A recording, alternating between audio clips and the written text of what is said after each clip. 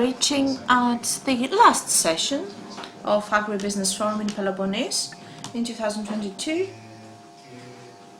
and I have the great pleasure. I'm not a journalist, first of all. I don't know a lot about agriculture, but I have the pleasure to host Mr. Stylianides, the Minister for Climate Change and Civil Protection, who, unfortunately, Mr. Ch.Triantopoulos, the Deputy Minister to the Prime Minister, could not be here with us due to an emergency. Should visit Evia today. However, our topic for this session will still be discussed. We'll continue as planned.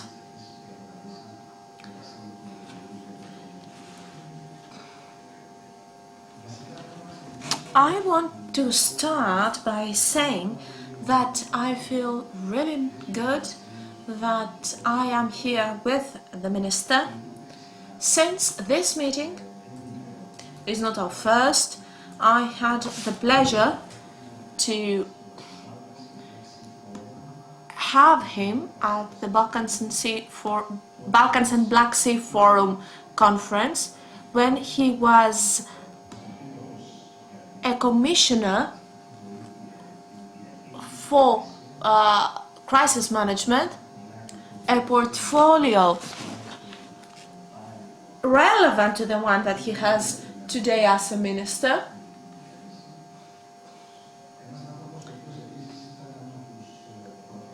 A person who was the architect, if you wish, and one of the forefathers of rescue of the European Commission. I'm talking about the initiative that upgraded the whole European civil protection system. He is a politician from 2006 until 2014. So I have met a person with a European air, if I may say so, a very well connected in the Brussels systems person. And today he is Minister for Climate Change and Civil Protection, and we have invited him here at AgriBusiness.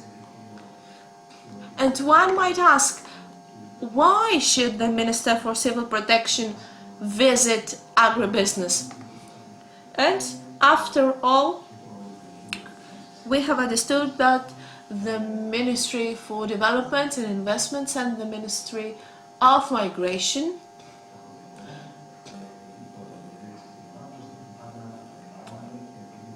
however, all those ministries are relevant to our discussion. So, I want to start by something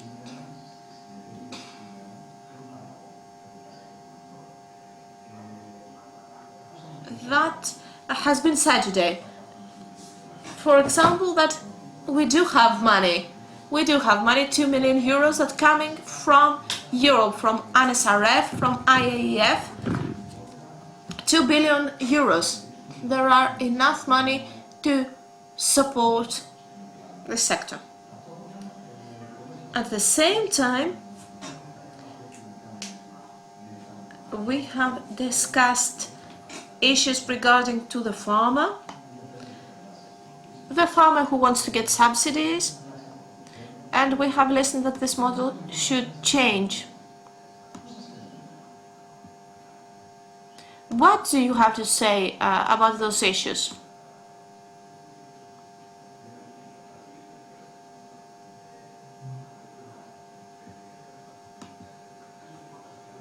I want to thank you for your kind words. It is true that we have met sometimes under different circumstances.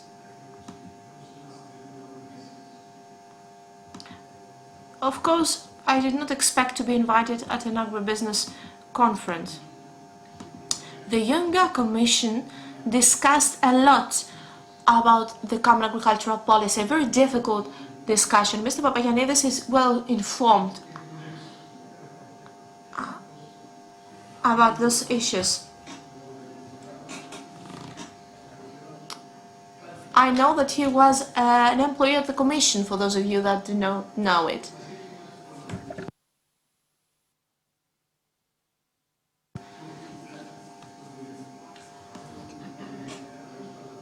We should express our gratitude, so I want to express my gratitude towards him. I don't want to start discussing about the common agricultural policy because it is not to my interest. And I know that this is a discussion that sometimes should take place. Therefore, coming here, I received a call from a friend of mine and I told him, you know something, I'm heading to Ilia because tomorrow there is a very important exercise with the Ministry of Culture about the organized removal of population from Olympia. Those are necessary exercises because we should get accustomed to prepare ourselves and not just improvise when something happens. This is my opinion when it comes to climate crisis and civil protection, and I think that this is what brings us together. We should revisit the issues of the agricultural sector, not only when it comes to exports, but also when it comes to protection of the agricultural income after a natural disaster due to the climate crisis. I have listened very carefully to what the previous speakers have said,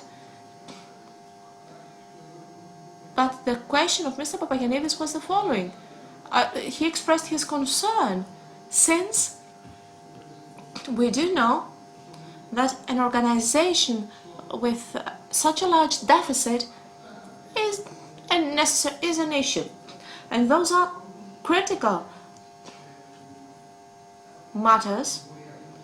But what is happening in Greece is something really innovative, and we should safeguard it. And when it comes to ensuring houses in Greece and are related to climate crisis and civil protection, should also be discussed. We are here,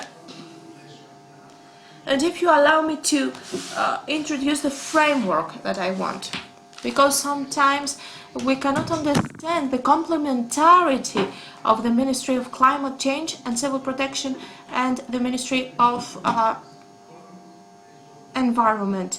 In Stockholm, we have seen a lot of things taking place,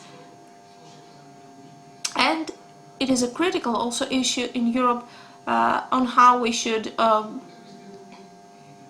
tackle those challenges. The idea of the Prime Minister to create a climate crisis and civil protection ministry is not innovative, but responds to the needs of and the requirements of the effects of climate change. And I don't know if journalists have understood that this is why DG Reform have supported the creation of this ministry with a flagship project. It is the first time that they gave 1.5 million to support the foundation of the ministry, to support its structure and its resources. So we are starting this project on the next days, and we have received this excellent support, which means that already this innovative idea is adopted as a pilot program for the whole European Union. We will do our best. We believe that Greece has the right human capital in order to support this great challenge, and why not to set the example, if you wish, for this innovation. Now, when it comes to your question, δεν έχει ήδη παρέλθει χρόνος από την περιβόητη διατύπωση. I guess that we have the actually impressions from the former US president. We know what happened in the United States. You referred to Trump. Yes, yes, I referred to Donald Trump, who said that climate crisis is fake news. It's not fake news, and what happens in California today, the most prosperous side of the United States suffers. We saw what happened last 20 days. From the governor himself we heard, and from scientists from Stanford, UCLA. So we're not talking about fire seasons, we're talking about fire year. So it is a climate change. Our physicist previously said that we're dealing with such a problem, so we're not anymore talking about climate change, we're talking about climate crisis. So the complementarity of the two ministries, despite the fact that most people cannot really understand the thing, I guess it can offer to the Greek political system and the Greek society and to the Greek citizen. In 2021, it was a year that was characterized by many different serious and adverse events. So I guess it goes without saying that the Prime Minister had to found this ministry. So I guess there are many different duties, obligations, priorities, and I think that the discussion is rather, uncomfortable, because when we talk about programming, scheduling, and as far as disasters are concerned and proactive measures, it means this is the ministry that receives most of the fire, let's say, when something happens and they say that you didn't take things seriously into consideration. So, as Mr. Elianos said earlier, that 80% in the last 2 years of disaster had to do with natural disasters. I guess that these disasters of high intensity and unfortunately quite frequent, it seems that they need a robust planification on your side as far as your effort to minimize consequences and the preparation of teams that you need to manage in order to respond to this type of disasters and crises. So, what are you going to plan for the summer that is still on, let's say, is already on?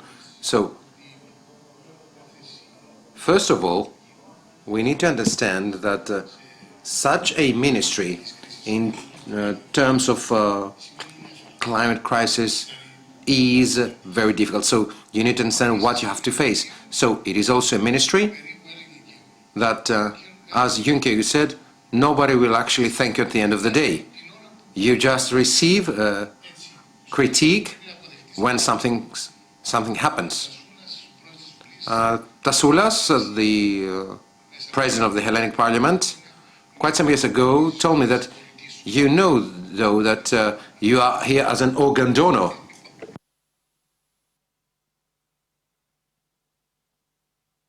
So let's move forward to the next topic, is how you can manage things, how you can manage a disaster after 10 years of deep-rooted crisis with severe deprivations in many different fields, especially as far as public administration is concerned, and especially as far as prevention and readiness in civil protection.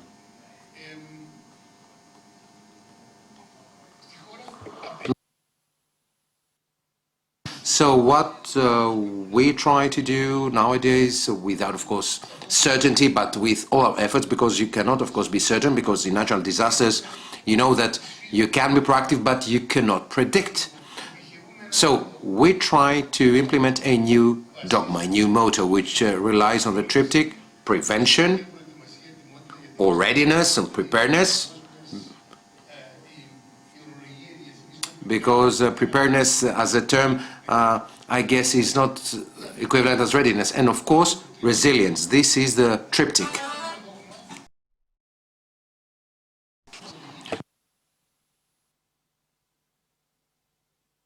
So we started via the guidance of the Prime Minister since January with interministerial discussions, debates and meetings, because you need a collective effort. We had ministers from Ministry of the Interior, Mr. Stylianides, from the Ministry of Protection of Citizen, Mr. Economou, Mr. Ramirez, Ms. Mendoni,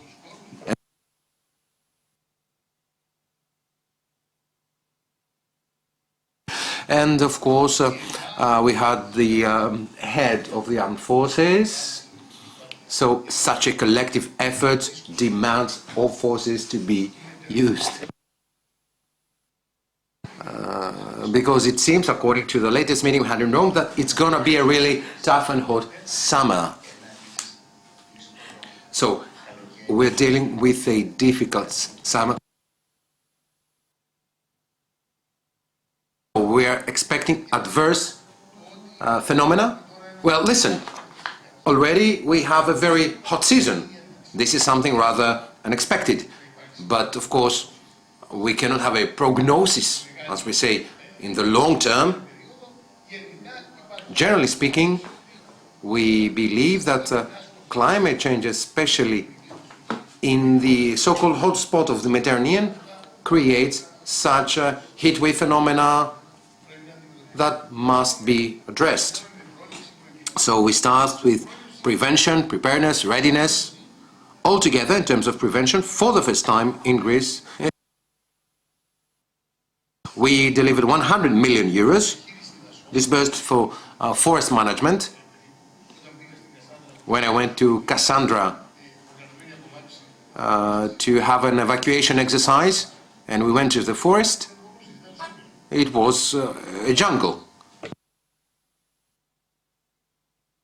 So this starts with 65,000 hectares, streams, via projects by Yorgos Amiras, and of course the support of firefighters. 65,000 streams in Greece. So it's just, you know, a drop in the ocean, but still, that's what the money that we could afford. We got 50 million from the RRF, and the rest from the state budget, of course in partnership and collaboration with municipalities. Now, in this budget, we have also forest roads for the vehicles to be able to cross. Mr. Papagirou remembers when he was heading the fire department. Unfortunately, firefighters couldn't have access to their vehicles into the fire because, of course, the forest road was inexistent. So it is a great effort, and I believe that we're just starting these preemptive and proactive measures that, as you understand, demand, as far as I'm concerned, a lot of effort.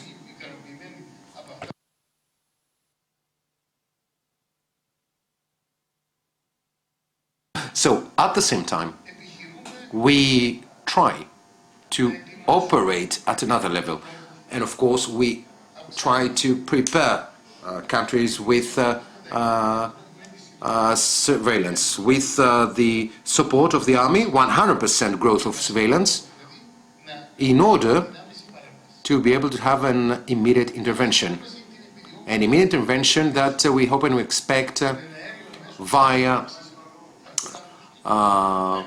the air surveillance, which of course means response. How you can talk that you can use these things for prevention readiness. No, in this case, you can have the surveillance by air. Of course, they belong to prevention, but if you have some special liquids that we're going to use that was not used so many years, and you have also foam or water, and whenever you see the fire in 10-15 minutes you can react. Well, this is a combination between readiness, and of course preparedness. So we also have surveillance, as I said. We try to utilize the new tools, drones.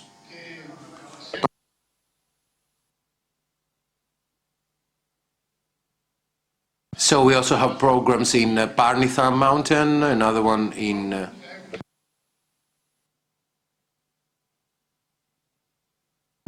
Mr. Minister, allow me to say that I'm not going to enter into other details. No. I just wanted to present an overview, or a rather indication, that despite the fact that we know that we're not at the prevention level where we should, we try to change our dogma.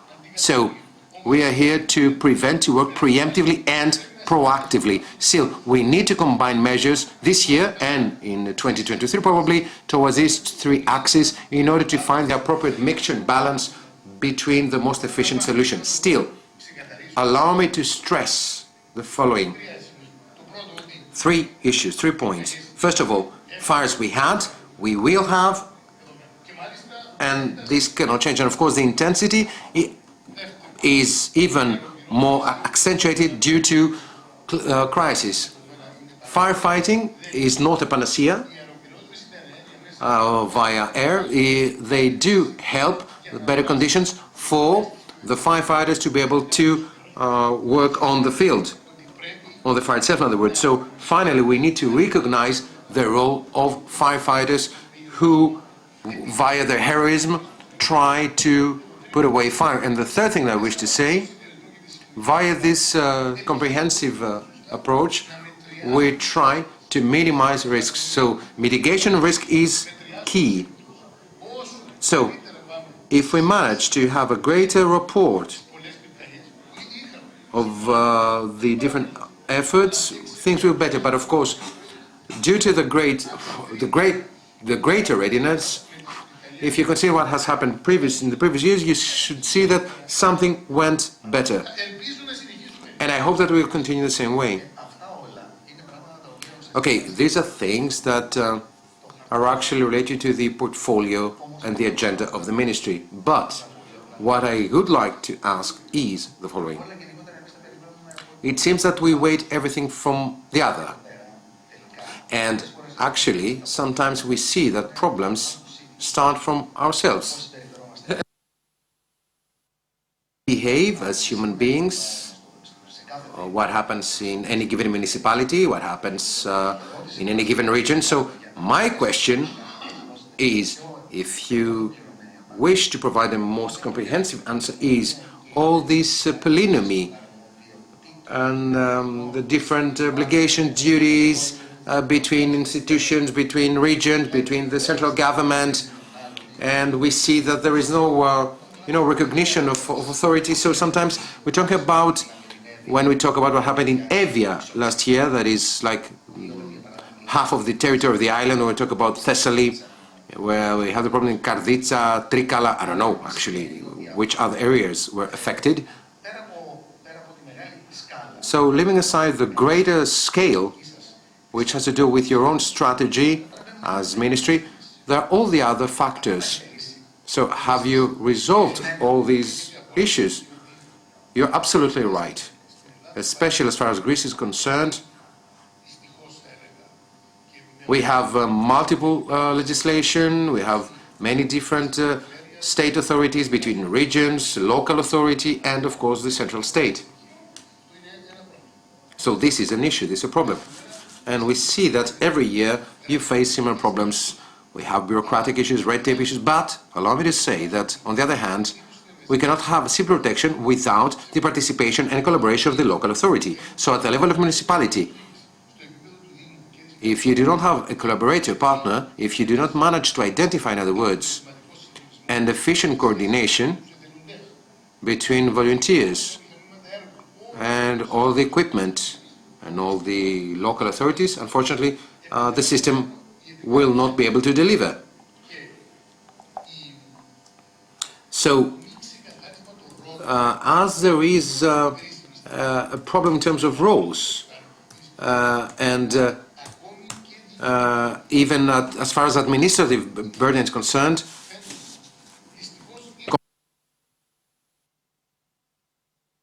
So we work under this new framework. So that is why we started a true new initiative. We have more surveillance and monitoring against the past. We have volunteers who will stand next to us, civil protection volunteers, firefighters volunteers.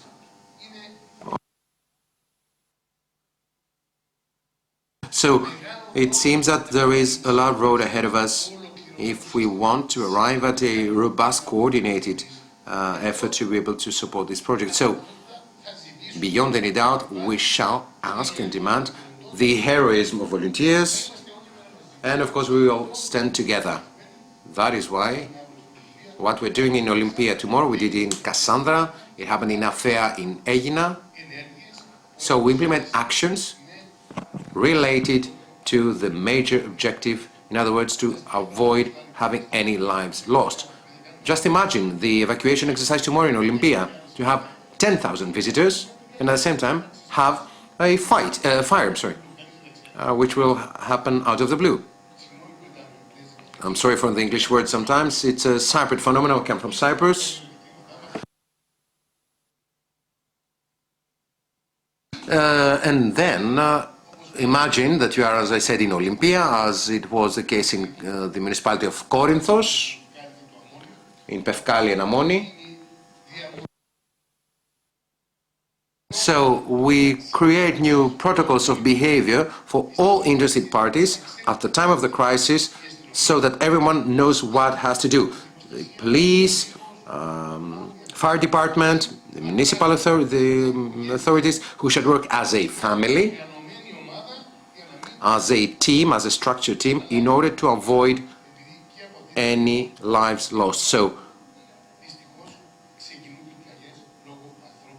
unfortunately, fires take place due to human errors. So we're starting a campaign that, fortunately, it's financed by the Onassis Foundation, which refers to concrete examples that human fault might be destructive,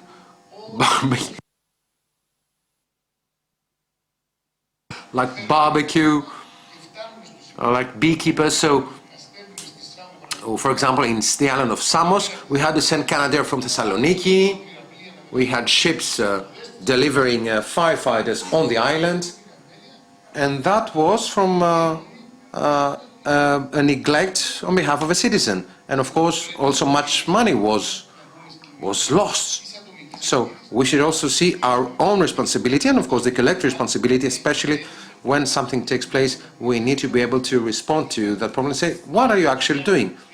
Are you setting a fire in an anti-fire period? So we need to say things in real terms, because we all have responsibility to avoid such cases. So we should talk to each other. So,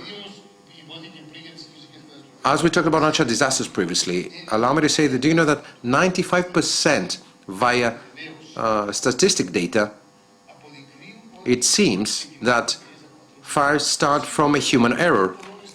Of course, there are sometimes problems with the pillars of the electricity or dry hail. So, but 95% are human errors. That is how I started earlier when I talked about ourselves. Of course, it's a question of education, but allow me to start from what I said earlier. In other words, yes, it's going to be a difficult year. There are still issues pending regarding overlapping of responsibilities between the different entities. So, once again, a rather difficult year. You are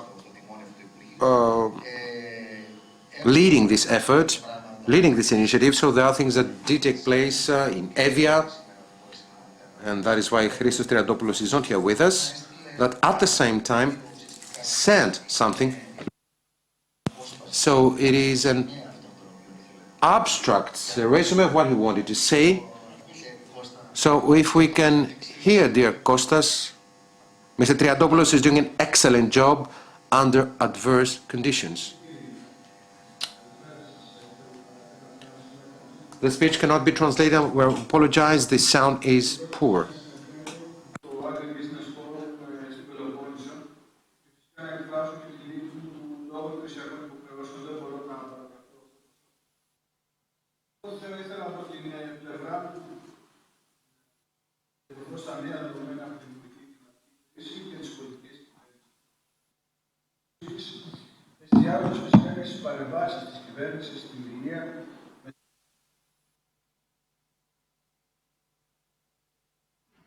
Είναι ότι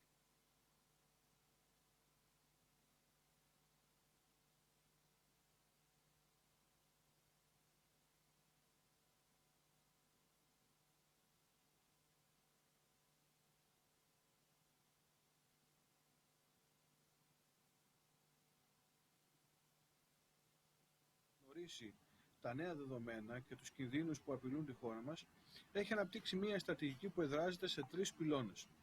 Ο πρώτος πυλώνας περιλαμβάνει τη διαμόρφωση των απαραίτητων συνθηκών για την επίτευξη της πράσινης ανάπτυξης, προκειμένου να αντιμετωπιστούν οι παράγοντες που τροφοδοτούν την κλιματική κρίση.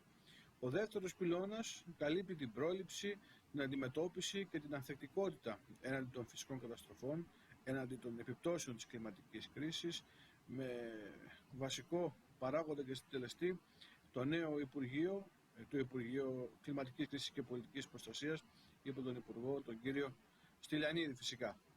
Ο τρίτος πυλώνας είναι αυτός της στήριξης και αποκατάστασης μετά από μια φυσική καταστροφή. Είναι το κομμάτι της κρατικής αρρωγής. Και εδώ έχουμε κάνει τον τελευταίο καιρό πολλά βήματα προς τα μπρος, εξυγχρονίζοντας το θεσμικό πλαίσιο, με σκοπό να φτάνει η βοήθεια γρήγορα και αποτελεσματικά σε αυτούς που την έχουν ανάγκη, ενώ έχουν επιταχυνθεί και οι διαδικασίες αποκατάστασης των ζημιών σε υποδομές αλλά και σε δίκτυα. Ειδικότερα για τους αγρότες, η κυβέρνηση, σε ένα πλαίσιο στενής συνεργασίας με το Υπουργείο Αγροτικής Ανάπτυξης και τον ΕΛΓΑ, παρέχει πλέον ένα διευρυμένο πλέγμα προστασίας, ενώ παράλληλα έχει επιτύχει ρυθμούς ταχύτερους όσον αφορά τις αποζημιώσεις σε σχέση με το παρελθόν. Ας πάρουμε για παράδειγμα τους παραγωγούς της ηλίας που επλήγησαν από τις μεγάλες πυρκαγιές του περασμένου καλοκαιριού.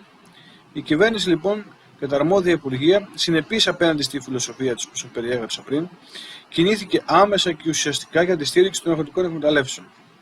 Έτσι, ενεργοποιήθηκε για πρώτη φορά η πλατφόρμα αρρωγή.gov.gr, μέσω της οποίας χορηγήθηκε στους πληγέντες η πρώτη αρρωγή έναντι της στεγαστικής συνδρομής, της επιχορήγησης των επιχειρήσεων και των αγροτικών εκμεταλλεύσεων προκειμένου και της αποζημίωσης της οικοσκευής τους. Συνολικά διατέθηκαν περίπου 3,2 εκατομμύρια ευρώ στους δικαιούχους στην ηλία. Επίσης, ενεργοποιήθηκε στο πλαίσιο της κρατικής αρρωγής, όπως διαμορφώθηκε μετά από το μεσογειακό κυκλώνα Ιαννός. Το πλαίσιο τι θέλει; Θέλει και καλύπτει τις αγροτικές εκμεταλλεύσεις, κάτι που δεν γινόταν στο παρελθόν, ενώ άμεσα κινητοποιήθηκε και ο ΕΛΓΑ. Άρα, πέρα από τον ΕΛΓΑ και τις αποζημιώσεις του, έχουμε και την ενεργοποίηση του θεσμικού πλαισίου της κρατικής αρρωγής, που πλέον από τις επιχειρήσεις αφορά πλέον και τις αγροτικές εκμεταλλεύσεις. Παράλληλα όμως, με αυτά τα μέτρα στήριξης, εισήχθηκε μια νέα πρόβλεψη στο πλαίσιο της κρατικής αρρωγής. Ποια είναι αυτή? Είναι να αποζημιωθούν και οι ζημιές στα μέσα παραγωγής, δηλαδή στις δενδρώδεις καλλιέργειες και στα αμπέλια. Ερχόμαστε λοιπόν και ακόμη μια φορά να καλύψουμε κενά του προηγούμενου καθεστώτος. Μέσω αυτής της νέας διαδικασίας καλύφθηκε λοιπόν ένα κενό που υπήρχε στο πλαίσιο των ζημιών, υπήρχε στο πλαίσιο για τις αγροτικές εκμεταλλεύσεις στις ζημιές, ως προς την έγκαιρη και ουσιαστική επιχορήγηση επί της ζημιάς που υπέστησαν. Ερχόμαστε λοιπόν και καλύπτουμε ένα κενό στο πλαίσιο που υπάρχει στο καθεστώς των κρατικών οικονομικών ενισχύσεων αλλά και στον κανονισμό του ΕΛΓΑ, μέσα από την ενεργοποίηση ειδικών διαδικασιών στο πλαίσιο της κρατικής αρρωγής. Μάλιστα, ειδικά για τις περιπτώσεις των πυρκαγιών του καλοκαιριού, λόγω της έκτασης των ζημιών, αποφασίστηκε να χορηγηθεί προκαταβολή προς τους κατά κύριο επάγγελμα αγρότες για τα φυτικά μέσα παραγωγής. Για την ηλία, το σύνολο της προκαταβολής που χορηγήθηκε έναντι της επιχορήγησης για τις απώλειες σε φυτικά μέσα παραγωγής, όπως είπαμε πριν, το κατά κύριο επάγγελμα αγροτών, ανήλθε στα 5,8 εκατομμύρια ευρώ σε 417 δικαιούχους και αφορά ζημιές σε 113.437 ελαιόδεντρα και 1.900 δέντρα λοιπά δέντρα. Όσον αφορά για τα ελαιόδεντρα, για παράδειγμα, η προκαταβολή είναι στο 50% της εκτιμηθήσας ζημιάς και είναι κοντά στα 50 ευρώ. Η συνολική επιχορήγηση επί της εκτιμηθήσας ζημιάς διαμορφώνεται μεσοσταθμικά στα 100 ευρώ. Σκεφτείτε τι διαφορά υπάρχει σε σχέση με το προηγούμενο καθεστώς, όπου χορηγούσε 20 ή κάτι παραπάνω ευρώ μετά από 3 και 4 χρόνια μέσα από το πλαίσιο των κρατικών οικονομικών ενισχύσεων. Τώρα λοιπόν και η στήριξη, η επιχορήγηση είναι υπερπολαπλάσια του τι γινόταν στο παρελθόν, αλλά και οι χρόνοι είναι υποπολαπλάσιοι του τι γινόταν στο παρελθόν. Όλα αυτά προς όφελος των αγροτών, των αγροτικών εκμεταλλεύσεων που έχουν πληγεί. Πώς προχωράει αυτή η διαδικασία? Προχωρούν οι αυτοψίες πλέον από τον ΕΛΓΑ, από τα συνεργεία του ΕΛΓΑ στα πυρόπλητα δέντρα, στις περιοχές γίνονται οι αυτοψίες και η διαδικασία αναμένεται να ολοκληρωθεί εντός του καλοκαιριού, ενώ φυσικά έχει ληφθεί και μέρημνα και για τους μη κατά κύριο επάγγελμα αγρότες. Και αυτόν οι αγροτικές εκμεταλλεύσεις αξιολογούνται έτσι ώστε μέσα στο καλοκαίρι να έχουμε μια ολοκληρωμένη εικόνα για το μέγεθος της ζημιάς εξατομικευμένα σε κάθε έναν αγρότη, καθώς πριν για να δώσουμε την προκαταβολή αξιοποιήθηκαν ψηφιακά δεδομένα, τώρα πάμε εξατομικευμένα, ολοκληρώνει τη διαδικασία, άρα και να χορηγηθεί το τελικό ποσό της επιχορήγησης ως προς τη ζημιά, η οποία, όπως είπαμε και πριν, η κάλυψη της ζημιάς, όπως είναι σε όλες τις περιπτώσεις των πυρόπληκτων περιοχών του καλοκαιριού, είναι στο 70% της εκτιμηθήσας ζημιάς. Κάτι που δεν έχει καμία σχέση, επαναλαμβάνω και υπογραμμίζω, με το παρελθόν. Κυρίες και κύριοι, λοιπόν, συνοψίζοντας, η κυβέρνηση υπό τις οδηγίες του Πρωθυπουργού του Κυριάκου Μητσοτάκη έχει προβεί σε ουσιαστικό εξυγχρονισμό του θεσμικού πλαισίου για τη στήριξη των συμπολιτών μας που έχουν πληγεί από μια φυσική καταστροφή, ενώ έχει αποδείξει έμπρακτα το ενδιαφέρον της στους Έλληνες αγρότες, εισάγοντας καινοτόμα μέτρα και στοχευμένες δράσεις προκειμένου να τους προστατεύει έναντι το κινδύνο που έχει φέρει μαζί της η κλιματική κρίση. Μια κλιματική κρίση που είναι δυστυχώς η νέα πραγματικότητα την οποία και πρέπει να διαχειριστούμε. Γι' αυτό και σε αυτό το κομμάτι, μετά την στήριξη και την αποκατάσταση, βάζουμε μπροστά και την ανασυγκρότηση των περιοχών που έχουν πληγεί, έτσι ώστε να είναι και αυτές το παραγωγικό μοντέλο συνυφασμένο με τα νέα δεδομένα. Αυτό κάνουμε σιγά σιγά και στην περίπτωση της αρχαίας Ολυμπίας και ευρύτερα της περιοχή της Ηλίας, έτσι ώστε να διαμορφωθούν οι συνθήκες εκείνες που θα τροχοδρομήσουν την περιοχή σε σημαντικούς ρυθμούς βιώσιμης ανάπτυξης προς όφελος όλων των πολιτών. Και συνεχίζουμε φυσικά να παρεμβαίνουμε όπου χρειάζεται μέσα από τη συχνή παρουσία μας στο πεδίο και τη στενή συνεργασία με όλους τους εμπλεκομένους, πολλοί από τους οποίους είναι στο σημερινό συνέδριο αυτών των ημερών που πραγματοποιείται στην Ηλία, το οποίο είναι πάρα πολύ σημαντικό και δυστυχώς δεν μπορέσαμε να είμαστε από κοντά, αλλά δεσμευόμαστε στην επόμενη προσπάθεια των διοργανωτών να είμαστε εκεί από κοντά και να συνεισφέρουμε και εμείς όσο μπορούμε ακόμα περισσότερο. Να είστε όλοι καλά, καλή σας ημέρα.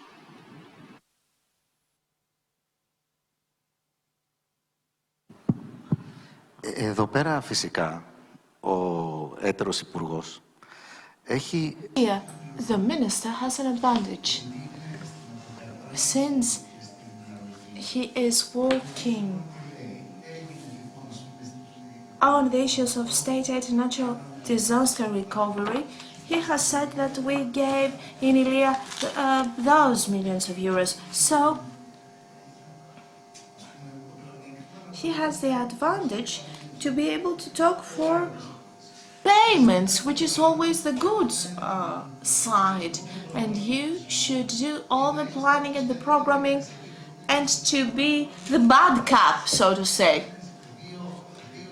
So we have the example of two ministers. They have a great relations with each other, they are complementary, but they play the two roles, the bad cop and the good cop. A last comment from you.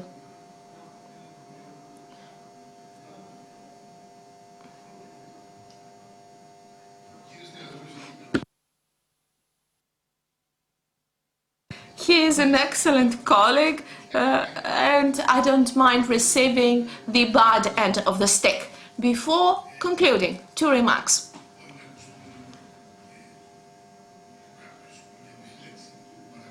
That may sound a bit odd, but I have already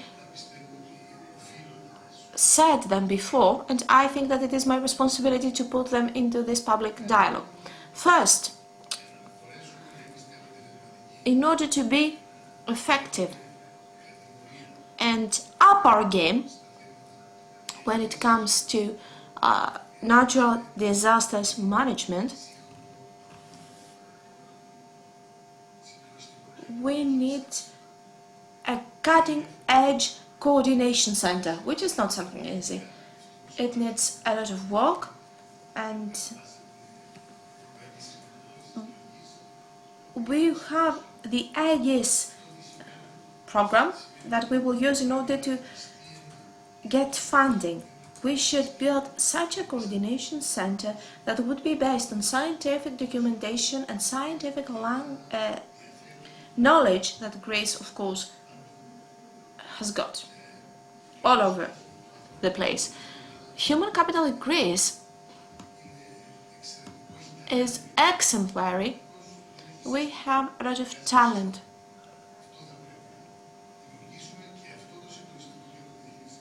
And this coordination center for the management of crisis is what will create the framework and will give directions and guidance. I have been listening to the representative of ELGA who talk about measures and preparedness against the hail and extreme weather conditions. How is it possible for Greece not to have meteorological forecasts with a so-called nowcast that will help both ELGA and all of us? How can we prepare an organized removal of population in extreme phenomena when we don't have phenomena that will give us the nowcast? It is a great issue. And in snowstorms, when we have been asking for forecasts about the volume of snowfall in Athens, nobody knew.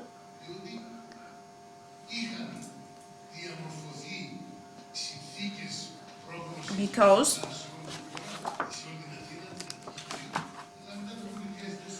after 2004, the radars were lost in a magical way.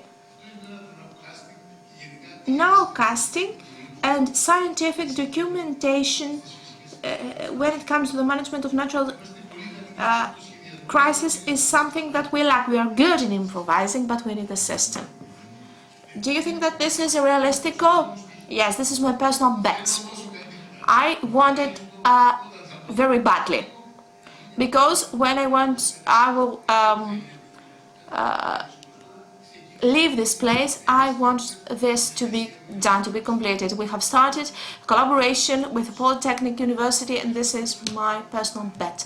The second relates to insurance issues.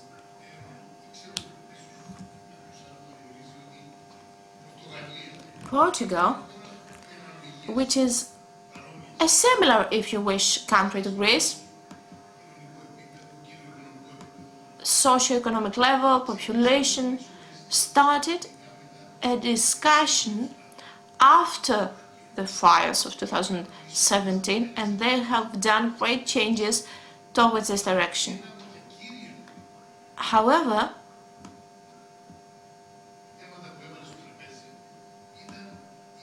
they have done a lot of work towards the insurance of houses.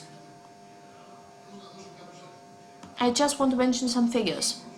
Cyprus, that has got home insurance, through the percentage is 75% more or less. But we're talking about a collaboration between the private and the public sector. The insurance sector and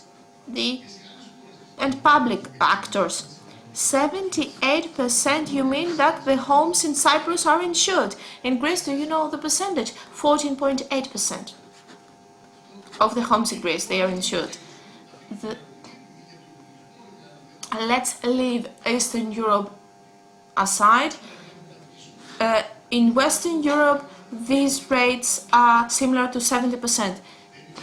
I know that this is not an easy goal, an easy target, but in my opinion, if we want to create a new insurance rationale, we will have good advantages even in the case of fire management.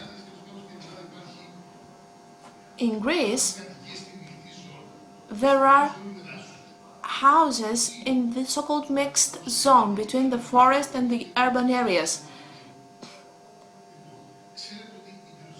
I don't know if you know that, but firefighters, in their effort to save the houses, even in the cases that the owners are not inside, they focus there and they leave the forest alone, so to say, unattended. So, if we had the penalties in the insurance contracts, as it is happening all around the world, this would mean that the owner should clean 30 meters around the houses, should use specific trees.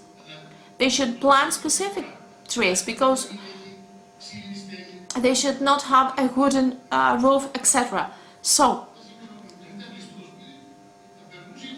if the house were empty, the fire could go inside the yard and not really bother anyone. And that would allow to the firefighters to focus on the forest. And if we do that in a triple helix approach,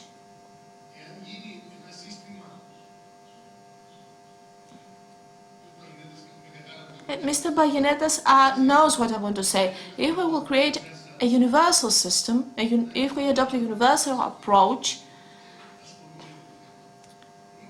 that would mean that the average Greek household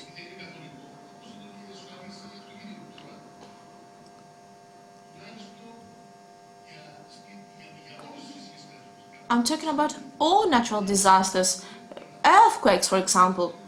This would not be more than 70, 80 or 90 euros annually. And if the state will also contribute towards this direction, in our opinion, that would be a great advantage for our country. Fiscal effects of the aid, when it comes to Evia, is estimated to 240 million euros. At the same time, the fiscal effects of the support measures for the earthquake of Arkalοχώρη is estimated to be 250 million euros, which means that 500 million euros is the money that the Greek state has to pay for those two natural disasters. Do you know that Enfia comes up to $2.58 billion, and this is 20% of the Enfia has been paid only to two natural disasters. The country cannot bear that burden, financial burden, which means that we have to find a solution to create a system that will allow for reinsurance. And I want to bring it to the public dialogue, to the public consultation. Greek citizens should know that they should participate in this effort in order for the Greek budget to be able to bear that burden. Thank you very much. It is a pleasure to have you here with us today. Thank you very much for your time. I would like to thank you all for sticking with us until the end, after 10 hours live. And I wish you the best.